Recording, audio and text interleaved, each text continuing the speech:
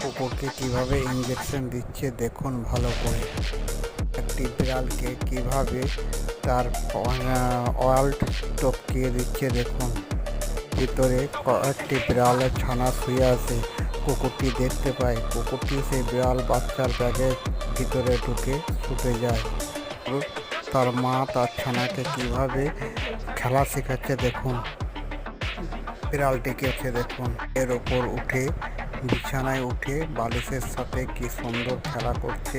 কিভাবে খেলা করছে দেখুন, ভালো লাগবে দেখতে, কত সুন্দর লাগছে।